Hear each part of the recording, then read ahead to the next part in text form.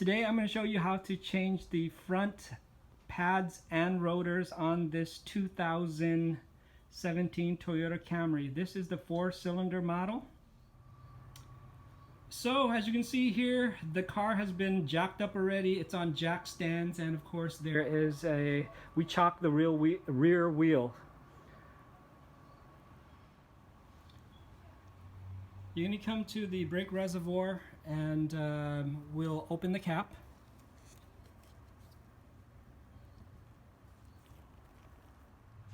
There's going to be a couple of different ways to change the brake pads. The way I do it is by opening the reservoir cap and then squeezing with either a C-clamp or some pliers, and the fluid will allow it to go through the reservoir.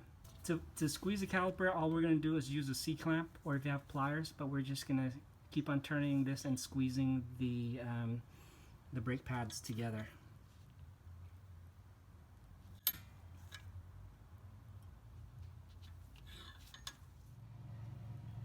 What you're going to need is a 17mm open-end wrench to hold the guide pin from turning while you're spinning the bolt. So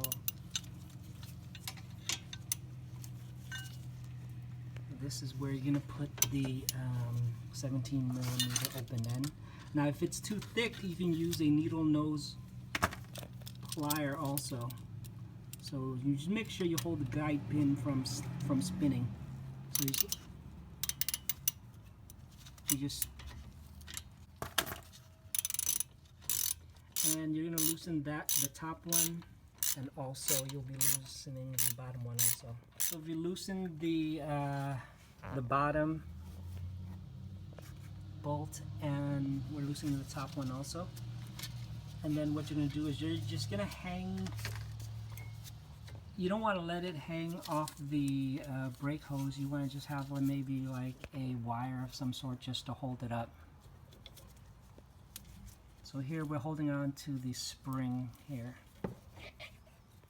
So if you haven't done so already, you're going to just spray some of the brake dust off the brake pads, and just make sure you don't stay too close to it and let it. You just want to get all the brake dust off the parts.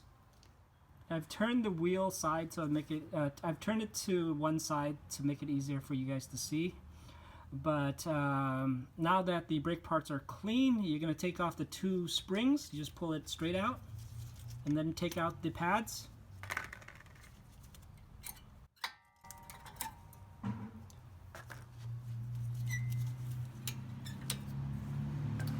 There's going to be two bolts back there. What size is it?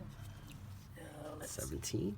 There's going to be two 17 bolts right there, one on bottom, and then there's another one up on top right there. You're going to take that out.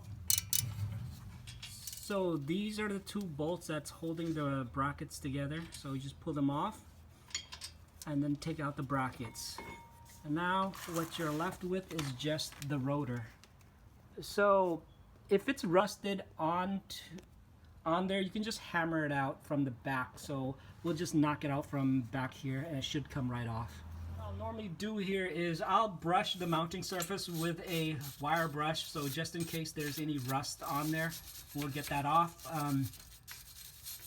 Also, after I'm done brushing some of the rust off, I'll just use brake cleaner and then spray it off. Now this is the new rotor. What you're going to do is you're going to spray and clean the cosmoline off the rotor. You're going to clean both sides. So spray on there and you're going to wipe it off one side, and then we'll go to the other side.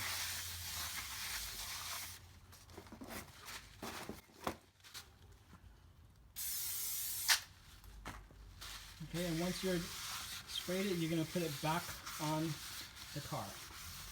So now we'll put the bracket back on there. It's going to be held on with these two 17mm bolts in the back, which goes back there, one on top, one on bottom, and we're going to tighten it back. Now, if you're having trouble putting on the brackets there, you can use one of these or two lug nuts just to hold the rotors together while you're working on it. These new pads here do not come with wear indicators. The wear indicators are these little tabs. What it does is it'll make a screeching sound when your pads get low. So since they don't come with it, what we'll do is we'll just take that apart and then put it onto the new pads. So all you do is just get a little flathead screwdriver. You're just going to push that the wear indicator off that and we'll put it onto the new pads.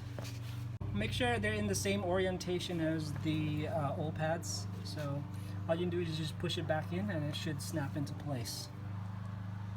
So as you can see here, the pads is going to go back on, and the wear indicator, we put it so that it's facing the top. So on both sides.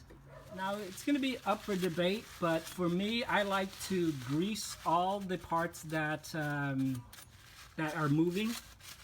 So some people say you don't have to, but I like to. So what I'm going to do is I'm going to clean that portion off. You clean it with the brake clean, both the bottom and that top portion piece. Now we're just going to grease the those sliding points, those four the bottoms and the top parts right there, with just a little bit of this brake grease. So just a little dab there. Be sure not to touch the rotors, and you can use your fingers if you have to, but it's not a big deal. So now what we're going to do is we're going to take the guide pins out, and then we're going to clean it, and then put some silicone grease in there. So what you want to do is you're going to be just holding on to the rubber boot portion while you're pulling out on the guide pins. So just like hold on to that, and then we'll just put it back. We'll pull it out.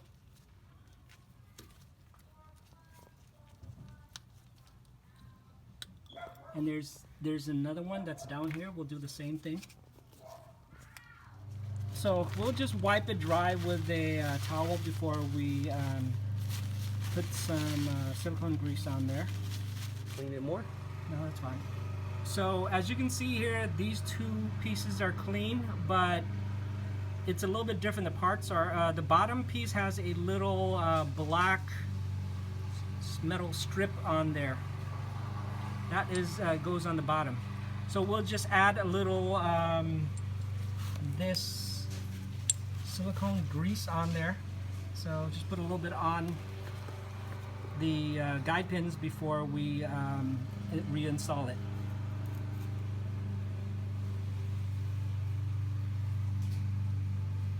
See, we're putting some of the silicone grease on, and that looks pretty good. And then we'll just make sure you just hit all the metal spots that looks there. Okay, and then we'll just push it back into the boot there. And when you're pushing it in, you make sure there's no air bubble in there, so you kind of will have to pry your fingers back a little bit while you're pushing it in.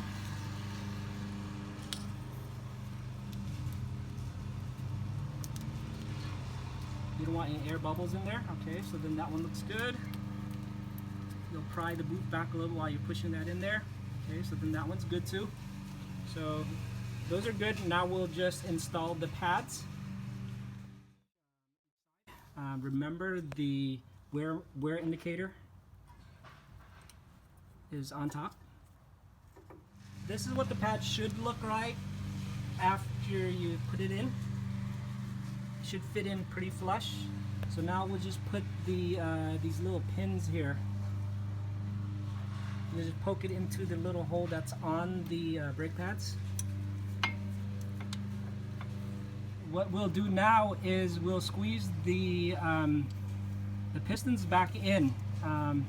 You can either use a pair of pliers like this. I don't like to use it because I don't want to damage the edge of this piston there. So I use this tool. What it does is it pushes the piston back in. And what you're going to do is you're going to use the old brake pads just to hold it up. So what we do here is we'll just keep on turning, and what it does is it just keeps on pushing the pistons back in. Just keep on turning. Again, you can still use a pair of pliers if you like. So once it's all the way in, we're going to put the calipers back on. So now we put the calipers back on, and then we'll just tighten the 2 bolts. We'll start with the top one first, and then we'll go to the one on the bottom here. Okay, so now as you remember, you might need some sort of plier just to hold the guide pins on while you're tightening. So if you happen to use the lug nuts to hold the rotors, now is the time to take out the lug nuts. So make sure nothing is under there that shouldn't be. We're going to put the wheel back on the car, and then we'll go to the other side of the car.